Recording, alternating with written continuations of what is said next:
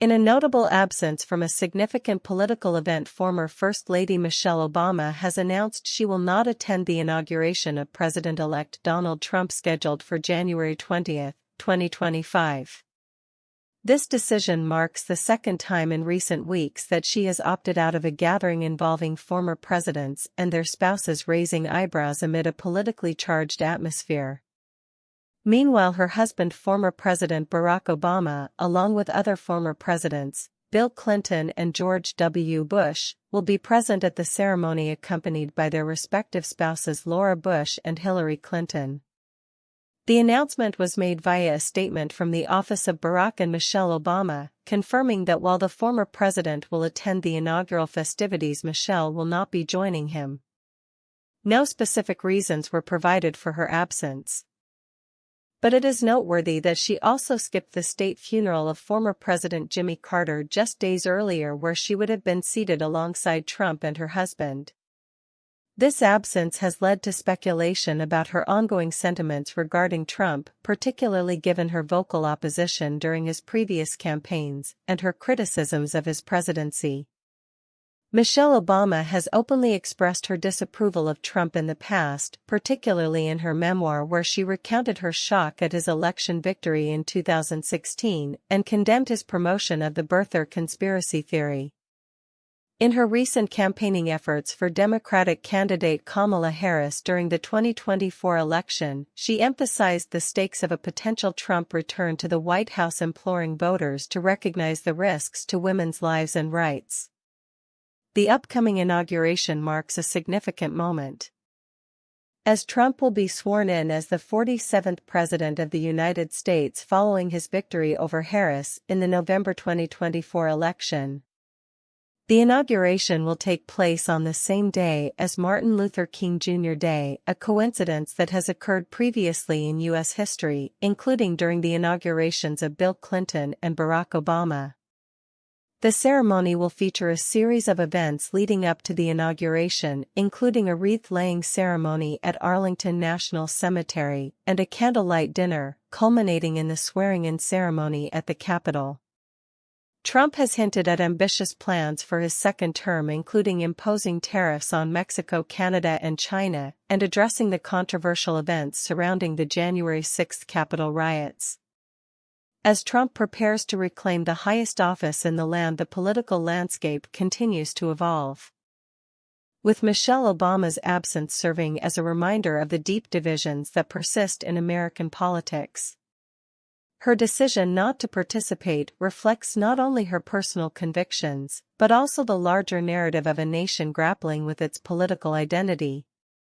As the inauguration approaches, all eyes will remain on both the event itself and the broader implications of Trump's return to power, with implications for both domestic and international policy. The future remains uncertain, but the resonances of these decisions will undoubtedly shape the political discourse in the months and years to come. In an era where digital engagement is paramount, Randstad, the world's leading staffing agency, has made significant strides in revamping its social media presence. Recognizing the necessity to connect with a diverse audience amid rapid digital transformation, Randstad embarked on a journey to modernize its social media strategy. This evolution not only reflects the firm's adaptability, but also highlights the critical role of innovative tools like Sprout Social in enhancing brand engagement and community building. When Gillian Wallace took the helm as U.S. social lead in 2023, she found Randstad's social media strategy outdated and unreflective of the dynamic environment in which job seekers and employers operate. Think Social Media 2014, she recalls describing the previous approach, which was characterized by uninspiring stock photography and a heavy reliance on external links. This conventional method was not yielding the engagement necessary to attract today's tech-savvy audience. The challenges were compounded by stringent brand guidelines and a limited budget, making it imperative for Gillian to advocate for a more social-first strategy that could resonate with their audience. To tackle this, she collaborated with the marketing agency Nebo, which was well acquainted with Sprout Social's capabilities. From a collaboration perspective and as data-driven social media marketers, there's really no beating the reporting, said Jarno Oosting, Senior Director of Social and PR at Nebo, emphasizing the importance of robust analytics in modern marketing. Leveraging Sprout Social's features including its smart inbox for community management and advanced reporting tools, Randstad transformed its social media operations. The results were nothing short of remarkable. Randstad's social media community grew by over 400%, while engagement surged by 45% within a span of 18 months. Moreover, by streamlining processes, they saved approximately 60 hours per month on community management, allowing the team to focus on crafting more engaging and innovative content. Jillian expressed her enthusiasm for the automation capabilities offered by Sprout Social, which facilitated crisis management and community engagement. Having your templated responses is a huge thing here, she noted. This newfound efficiency allowed Randstad to pivot its content strategy to create more engaging narratives even when addressing serious topics like workplace safety. The shift from static imagery to dynamic video content marked a significant milestone in their social media evolution. The partnership with Nebo, underpinned by Sprout Social's technology, proved to be a game changer. By fostering seamless collaboration and allowing the marketing team to focus on strategic creativity, the partnership significantly enhanced Randstad's social media impact. The collaboration piece is really a time saver, especially when you're working with an agency partner, Jillian remarked, highlighting the operational efficiencies gained through this partnership. Today, Randstad serves as a model for how large organizations can successfully navigate the complexities of social media engagement. The transformative journey not only bolstered their online presence, but also empowered them to build deeper connections with their audience. As Jillian aptly put it, Sprout is such an incredibly well-rounded tool. It's sophisticated and its reporting, there's really no beating it. As Randstad looks to the future, the emphasis on social media as a vital component of their communication strategy is poised to continue. With the right tools and an agile approach to content creation, the staffing giant is well positioned to maintain its leadership role in connecting people with meaningful work, ultimately shaping the future of recruitment in an increasingly digital world, in a pivotal moment for both free speech and child protection. The U.S. Supreme Court has agreed to hear a challenge to Texas's controversial anti-pornography law. This case, which highlights the ongoing tension between regulating online content and safeguarding constitutional rights, is set to unfold in the courtroom on Wednesday. At the heart of the matter is a law that advocates argue may infringe upon free speech rights, while attempting to shield minors from explicit material. Texas is not alone in its efforts. Over a dozen states have enacted similar laws aimed at restricting access to pornography for young children and teenagers.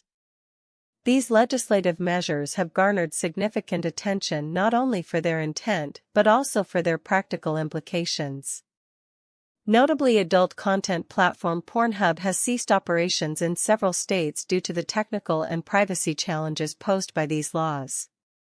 The platform cited the difficulty in complying with regulations that demand stringent age verification processes, raising concerns about user privacy and data security. Proponents of the Texas law assert that it is a necessary step to protect children from the readily available and often graphic nature of online adult content. As Texas state attorneys articulated in court documents, Texas seeks to protect kids from some of the most prurient sexual content imaginable. However, critics argue that the law's broad language could inadvertently restrict legitimate content, including educational materials related to sexual health or even simulated sexual scenes in film. The Free Speech Coalition, representing the adult entertainment industry, has voiced strong opposition to the law, emphasizing that it imposes undue burdens on adults by requiring them to provide personal identifying information online. This raises significant concerns about the potential for hacking or surveillance, as Vera Eidelman, a staff attorney with the ACLU's Speech Privacy and Technology Project, noted, "This really is about how the government can regulate any speech that it doesn't like." Pornography is often the canary in the coal mine for free speech. This case is not the first time the Supreme Court has navigated the complexities of free speech in the digital age. A previous ruling in 1996 struck down portions of a law aimed at protecting minors from explicit online content. In 2004, the court upheld less intrusive measures such as content filtering, illustrating a historical hesitance to impose broad restrictions on speech. Texas counters these concerns by arguing that advancements in technology have made it feasible for online platforms to accurately verify users' ages, akin to age checks conducted at traditional retail establishments. The law stipulates hefty fines for violations, with penalties reaching up to $10,000 per incident, potentially escalating to $250,000 if a minor is involved. As the legal battle unfolds, its implications extend far beyond Texas, potentially setting a precedent for how states approach online content regulation. The outcome of this case could redefine the balance between protecting children from harmful material and preserving the free speech rights of adults, a topic that continues to ignite passionate debate across the nation. Looking ahead, the Supreme Court's decision will likely reverberate through legislative chambers and courtrooms nationwide, influencing how similar laws are crafted and challenged in the future. As the digital landscape evolves, the conversation surrounding free speech and content regulation will remain a critical issue for lawmakers, advocates, and citizens alike. As the global economy braces itself for the International Monetary Fund's upcoming World Economic Outlook update in January 2025, Germany finds itself grappling with its economic challenges. The latest figures indicate that the German economy contracted for a second consecutive year in 2024, marking a troubling trend that has intensified the urgency of political discourse ahead of the upcoming federal elections. Data released on January 15, 2025, revealed a 0.2% decline in Germany's GDP for the past year, following a similar contraction in 2023. The downturn has primarily been attributed to a significant slump in manufacturing sectors, particularly automobile and machinery production, which fell by 3%. The construction industry faced an even steeper decline of 3.8%, illustrating the widespread nature of the economic malaise. High interest rates, soaring energy costs, and an environment of political instability, culminating in the collapse of Chancellor Olaf Scholz's government in November, have further compounded the situation. As voters gear up for elections scheduled for February 23, the economy has emerged as a pivotal issue, with more than a third of voters identifying it as their primary concern. According to Karsten Brzezinski, an economist at ING Bank, the hope is for any incoming administration to adopt a long-term plan focused on economic reforms and investments. Even if the risk of too much complacency remains, there's hope that a new government will decide on significant changes, Brzezinski noted. Amid this backdrop of economic decline, political parties are scrambling to propose solutions that can rekindle growth. Friedrich Merz, the chancellor candidate for the conservative Christian Democratic Union (CDU), has acknowledged the need for a major effort to revive Germany's economy. His party aims to restore growth to 2% annually over the next 5 years through tax and welfare reforms. The CDU, alongside the Christian Social Union (CSU), is currently leading in the polls, particularly among business figures who see them as the most capable of revitalizing the economy. The focus on reviving Germany's industrial base is crucial, as the country has long been recognized as a manufacturing powerhouse. However, increasing competition from China has raised alarms about potential deindustrialization. Alexander Kruger, chief economist at Hochhäuser-Lampe, expressed concern that the projected mini growth of less than 1% for the coming year may not be sufficient to reverse these trends. "My concern is that there will be no change in sentiment under the new government," he warned. Investment in public infrastructure has also become a key talking point among political candidates. Years of neglect have left Germany with crumbling bridges, a deteriorating power grid, and delays in public transport. Proposals from various parties aim to increase funding for infrastructure, education, and climate-friendly technologies. The Greens, for instance, are advocating for the establishment of a separate fund dedicated to these initiatives, while the Social Democrats are seeking to relax borrowing laws to facilitate necessary investments. Energy prices remain another critical issue as Germany experiences some of the highest electricity costs in Europe. This has prompted energy-intensive industries to consider relocating operations abroad. The Greens propose expanding investments in renewable energy, while the Social Democrats and Conservatives are exploring ways to reduce grid fees and potentially revisit nuclear energy policies.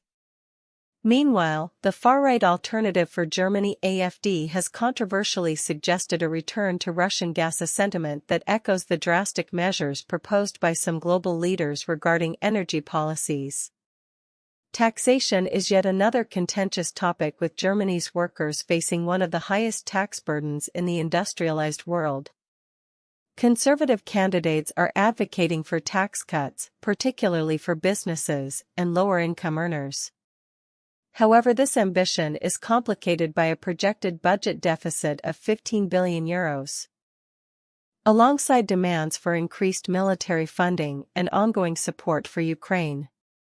Chancellor Scholz, representing the Social Democrats, has countered with plans to raise taxes on the wealthy while offering targeted relief for companies investing in growth.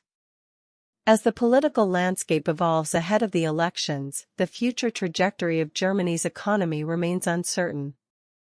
The challenges are multifaceted and deeply intertwined with the broader global economic landscape, requiring thoughtful and decisive action from whichever government emerges victorious.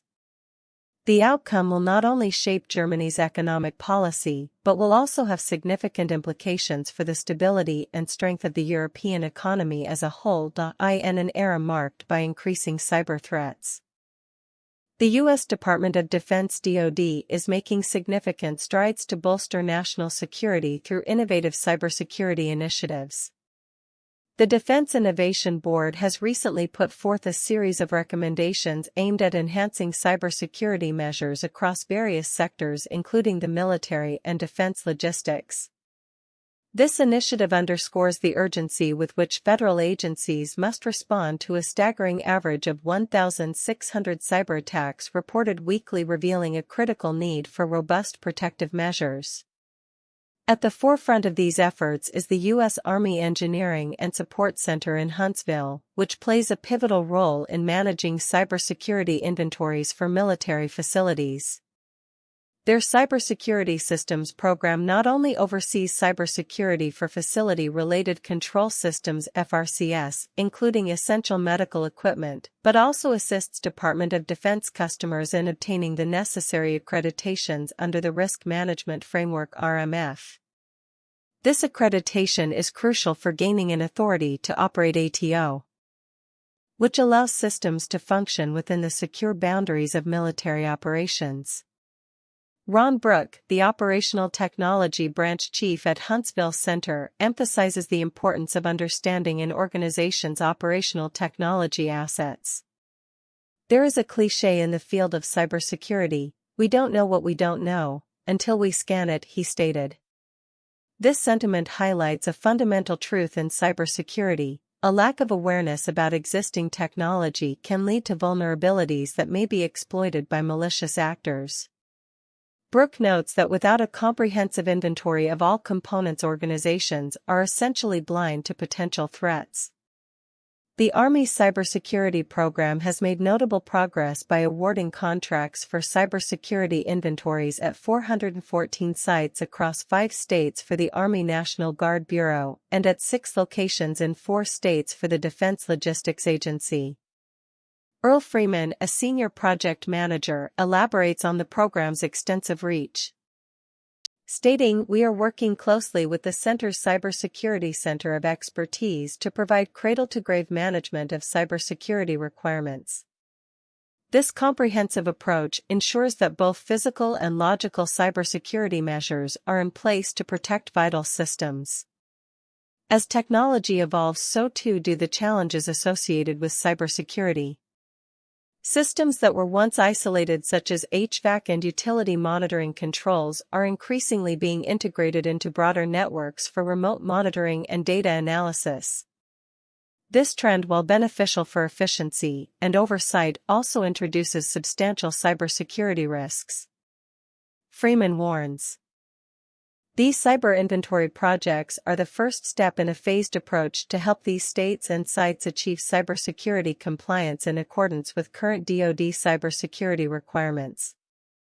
The implications of these initiatives extend beyond immediate security concerns.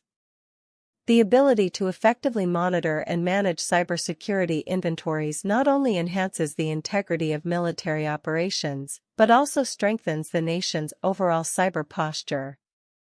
As threats continue to evolve, the DoD's commitment to continuous improvement and adaptation in cybersecurity practices will be vital.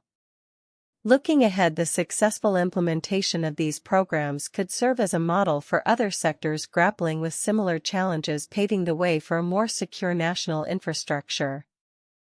As the defense landscape transforms in response to emerging technologies and threats, the integration of innovative cybersecurity solutions will remain a cornerstone of the United States national security strategy. The ongoing efforts of the Defense Innovation Board and the Army's Cybersecurity Systems Program are crucial steps in safeguarding the nation's assets and maintaining operational readiness in an increasingly complex digital environment. In an era where climate change continues to dominate global discussions, the appointment of Senator Marco Rubio as Secretary of State under President-elect Donald Trump raises significant concerns regarding the future of U.S. climate diplomacy. While Rubio has publicly acknowledged the reality of climate change and supported initiatives such as the restoration of coral reefs, analysts and allies speculate that his primary focus will shift towards advancing fossil fuel interests and enhancing the U.S. energy sector. Myra Nebel, a notable critic of climate science and former head of Trump's EPA transition team, succinctly stated, "I think his energy agenda will be full, but his climate agenda will be bare." As Rubio prepares for his confirmation hearing, the implications of his potential leadership on international climate agreements and environmental policies are coming into sharper focus. Observers anticipate a significant pivot away from the collaborative climate diplomacy that characterized previous administrations, potentially sidelining critical global efforts aimed at combating the climate crisis. The expectation is that Rubio will prioritize an energy dominance agenda, a move that could further strain the U.S.'s relationships with nations committed to stringent climate action. In a contrasting narrative, the digital landscape is becoming a new frontier for nations, including Kazakhstan, as they seek to enhance their global image and diplomatic reach. The concept of digital diplomacy, or e-diplomacy, is gaining traction as countries leverage digital tools to communicate and engage with international audiences. In a recent piece by Adel Orazalaeva for the Astana Times, the evolution of diplomacy in the digital age is explored, highlighting how Kazakhstan can harness these tools to build a robust national brand. Kazakhstan, positioned as a bridge between East and West, has significant potential to utilize digital platforms to articulate its achievements and cultural heritage effectively. Orazalaeva notes that while Kazakhstan excels in several domains, including digitalization and logistics, it frequently struggles to communicate its successes in modern contexts. By adopting a holistic approach to digital diplomacy, the country can enhance its soft power through creative storytelling and targeted digital strategies. Drawing inspiration from successful e-diplomacy initiatives in other nations such as Sweden's early virtual embassy in Second Life and France's appointment of a dedicated ambassador for digital affairs, Kazakhstan is encouraged to establish a dedicated unit to focus on digital diplomacy. This unit could provide specialized training for diplomats in navigating the complexities of misinformation, cybersecurity, and effective communication in a digital context. Moreover, the importance of educating diplomats on the recognition of misinformation, particularly deep fakes, cannot be overstated. A study cited in Arazalayeva's article revealed that only 61% of participants could differentiate between real and AI-generated images, highlighting the need for robust training in this area. With the rapid evolution of technology, Kazakhstan has a unique opportunity to showcase its rich cultural heritage through engaging content on platforms like TikTok and Instagram, effectively turning diplomats into advocates for the nation's image. As the landscape of international relations continues to evolve, both the potential shifts in U.S. climate diplomacy under Rubio and Kazakhstan's digital ambitions signal pivotal moments for global engagement. The future of climate action may hinge on how nations adapt their strategies and employ new tools to communicate effectively in an increasingly interconnected world. As these developments unfold, the need for proactive and innovative approaches to diplomacy remains more critical than ever, with the potential to shape international relations for years to come.